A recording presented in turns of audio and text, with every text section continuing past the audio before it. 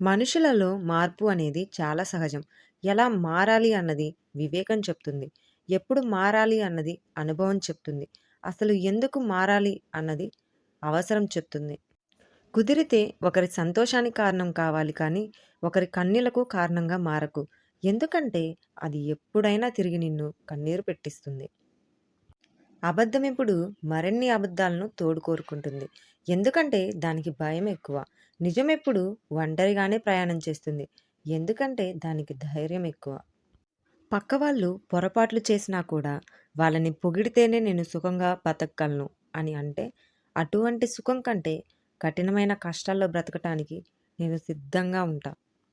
ప్రతీకారం కోసం నువ్వేమీ చేయకు. కాలమే సమాధానం చెప్తుంది. దేవుడు కొట్టే దెబ్బ భయంకరంగా ఉంటుంది. దేహంలో ఆరోగ్యం, మనస్సులో ఆనందం ఈ రెండూ ఉన్నవారిదే అసలైన గొప్ప జీవితం. మనస్సు సరిగ్గా లేనప్పుడు మాటలు జారటం తప్పు. ఎందుకంటే మనస్సు మార్చుకునేందుకు మార్గాలు చాలా ఉన్నాయి. కానీ మాటల్ని వెనక్కి తీసుకునేందుకు ఒక్క మార్గం కూడా లేదు. కోపం హద్దులు దాటుతున్నప్పుడు మాటలతో సమాధానాన్ని ఎప్పుడూ చెప్పకండి. మీ మౌనానికి మించిన బలమైన సమాధానం మరొకటి లేదు. అందరికీ మంచి చేసేవాడు ముందుగా చేస్తానని చెప్పడు. తరువాత నేను చేశానని చెప్పుకోడు. అలాంటి వాళ్ళని మనం గుర్తించి గౌరవించాలి. అనుభవం అనేది జుట్టంతా ఊడిపోయాక దొరికే దువ్వెన లాంటిది. దువ్వెన దొరికాక జుట్టు ఉండదు. అనుభవం వచ్చాక జీవితము ఉండదు. మార్గం తెలిసినవాడు మేధావి, చూపించినవాడు నాయకుడు, దాటినవాడు సమర్థుడు. కానీ మార్గం తెలిసి చూపించక దాటనివాడు అసమర్థుడు. అతిథి ఇంటికి వస్తున్నాడు అని తెలియగానే ఇల్లంతా సర్ది శుభ్రంగా చేస్తాం. అలాంటిది భగవంతుడు మన మనసులో ఉంచుకోవాలంటే మనం మనసెంత శుభ్రంగా ఉండాలి? మనుష్యుల మీద కోపంతో మనస్సుని ఎక్కువ పాడు చేసుకోకు. ఎందుకంటే మనుషులెప్పుడు నీతో ఉండరు. కానీ నీ మనస్సెప్పుడు నీతోనే ఉంటుంది. అవసరంతో వచ్చే పొగడ్తకు, అభిమానంతో వచ్చే పొగడ్తకు తేడా తెలుసుకోండి. పొంగిపోతే మనల్ని ఆడించేవారే ఎక్కువ ఉంటారు మన చుట్టూ. మనల్ని అర్థం చేసుకునేవాడికి మన రూపంతో అవసరం లేదు. మన మనస్సుతో పని. మనల్ని బాధ పెట్టేవారికి మన మనస్సుతో అవసరం లేదు. వారి అవసరంతోనే పని. మన చెలిమి కోరుకునే వారికి మన స్తోమతతో అవసరం లేదు. మన వ్యక్తిత్వంతో పని. మనల్ని దూరం పెట్టేవారికి మన ఫీలింగ్స్తో అవసరం లేదు. వాళ్ళ స్వార్థంతోనే పని. జీవితం అన్నిటినీ పరిచయం చేస్తుంది.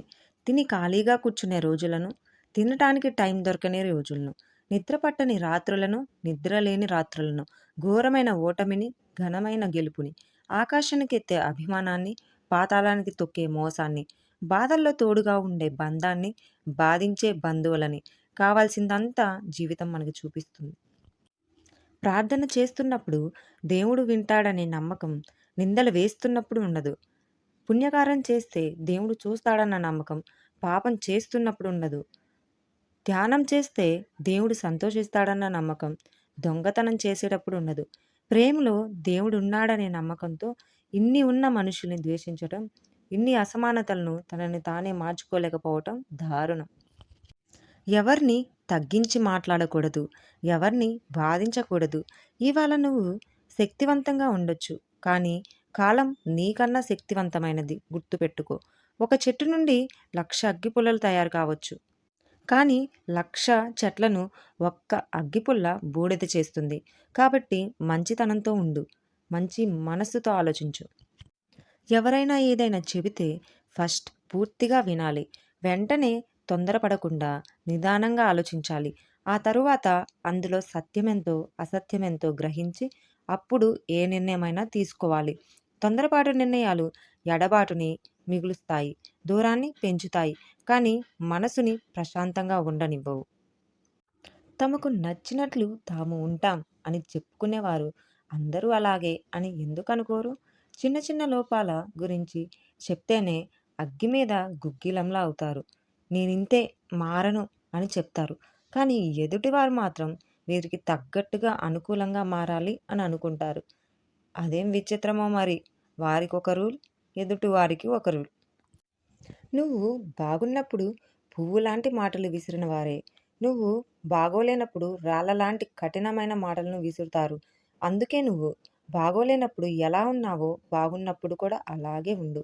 2 సందర్భాలలో అలాగే ఉండు. 2 సందర్భాలలో నీతో ఉన్నవారే నీ వారు. ఎలాంటి వ్యక్తినైనా పరిస్థితులు మార్చేస్తాయి. సున్నితంగా ఉన్నవారి కఠినంగాను, కఠినంగా ఉన్నవారిని సున్నితంగాను. కాలంతో పాటు మనిషిలో కూడా మార్పు సహజం. ఎప్పుడూ ఒకేలాగుంటారని ఎవరిని నమ్ముకోవద్దు. ఒకరి మీద అంచనాలు పెట్టుకొని బాధపడటం కన్నా ముందు నిన్ను నువ్వు నమ్ముకో మిత్రమా. జీవితంలో నిలదొక్కుకుంటావు. కావాల్సిన దానికోసం కాచు కూర్చున్నా రాదు. ఇష్టంగా ఎదురు చూసినంత మాత్రాన నీకు ఎదురుగా రాదు. బాధపడినంత మాత్రాన నీపై జాలి పడదు. ఇష్టంగా కష్టపడితే తప్ప. ఎవరైతే నీ నవ్వు వెనుక ఉన్న బాధను గుర్తిస్తాడో, ఎవరైతే నీ కోపం వెనుక ఉన్న ప్రేమను గుర్తిస్తాడో, ఎవరైతే నీ మౌనం వెనుక ఉన్న అర్థాన్ని గుర్తిస్తాడో, అతడు నీ నిజమైన స్నేహితుడు. కుటుంబం అంటే రక్త సంబంధం ఉన్నవారే కాదు. ఆపద సమయంలో మన చెయ్యి పట్టుకొని మనల్ని ముందుకు నడిపించిన వాళ్ళందరూ మన కుటుంబమే. ఆవేశపరుడితో మన ఆలోచనలు పంచుకోకూడదు.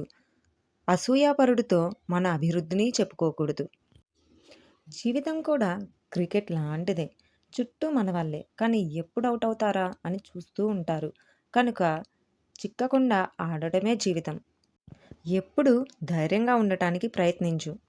అదే నిన్ను విజయం వైపు నడిపిస్తుంది.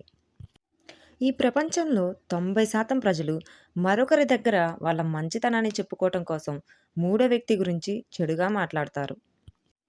దైవానికి కాదు, కర్మకు భయపడు.